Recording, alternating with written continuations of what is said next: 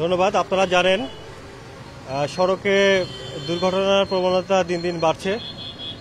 এই দুর্ঘটনায় আমরা একটা জিনিস আতঙ্কজনকভাবেই আমরা পরিলক্ষিত আমরা দেখছি, সেটি হচ্ছে যারা যে বাইক আরোহী তারা হেলমেট না পরিধান করার জন্য তাদের যে রোড অ্যাক্সিডেন্টের ক্ষতির পরিমাণটা বহুগুণ বেড়ে যাচ্ছে। আর এই হেলমেট না পরাটা কিন্তু একটি আইনগত অপরাধ।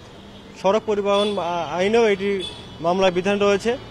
তো আমরা পুলিশের পক্ষ থেকে যেমন আইন প্রয়োগ করছি, তেমনইভাবে আমাদের টার্গেট যে মানুষকে সচেতন করেও এই হেলমেট পরার প্রবণতা বাড়ানো যায় কিনা।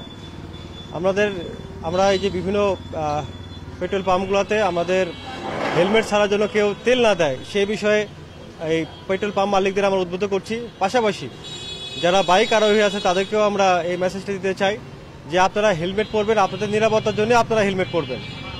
হেলমেট না পরলে যেমন ট্রাফিক আইনে আপনাদের বিচারের সম্মুখীন হতে হবে, তেমনই হবে আপনারা যদি কোথাও তেল নিতে যান সেখানেও কিন্তু আপনাদের তেল থেকে আপনারা বঞ্চিত হতে পারেন এই হেলমেট না পরার জন্যই।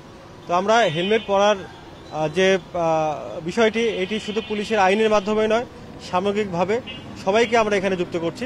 পেট্রোল পাম্প মালিকদের যুক্ত করছি, এখানে সুশীল সমাজকে যুক্ত করছি। সবাইকে আমরা এই মেসেজটি দিতে চাচ্ছি যেন সবাই হেলমেট পরিধান করে এবং সবাই নিরাপদ থাকে। হেলমেট মানে তার নিজস্ব নিরাপত্তা এবং রাষ্ট্রের নিরাপত্তা।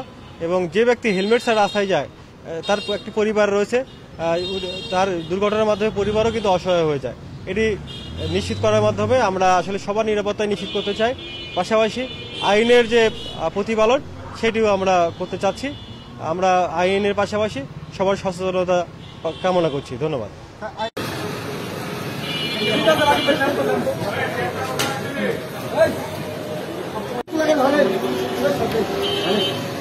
জোগাড়ি বাদ দেন, তাড়াতাড়ি কাছে হয় যায় না।